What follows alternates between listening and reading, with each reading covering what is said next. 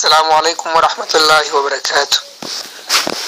مفتي صاحب امید لرم چې ښه به یې. الله دې ښه ساته. ماشاءالله ستاسو د ګروپونو نه موږ ته ډېره فایده وشوه. مفتي صاحب منیب الرحمن د باجوړ نه دا پوښتنه کوم چې چېرته د یو کس نه پښیماني پاتې شي نو دا به روژه نیسي یا نه؟ السلام. ملګري سوال کړی دی چې سړی نه سحري یعنې پښیماني پاتې شي او اوده پاتې شي یا پښیماني دغسې ونه کي د روژې څه حکم دی؟ ګوره پښیماني کول سنت طریقه ده خو فرض واجب او لازم نه دی. که سړي پښیماني ونه کو یا څوک د شپې خوراک نشي کولی چواره نیمه دې وخوري. که دا هم نشي کولی نو نه دې کوي خو روژه به د ورځې نیسي.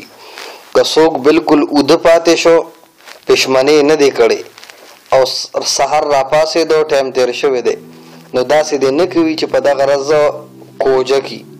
بیا هم روژه نیول پکار دي. که پښیماني شوي وي که نه وي شوی خو د رمضان روژه نیول پکار دي. او که څوک داسې وکړي چې پښیماني یې نه وي کړې نو روژه هم نه نیسي. دا د کم همتۍ خبره ده او دغه رنګې لوی ګناه دی. فتاوا دارالعلوم دیوبند جلد نمبر 6 صفحه 496 کې په دې مسله باندې بحث کړی دی.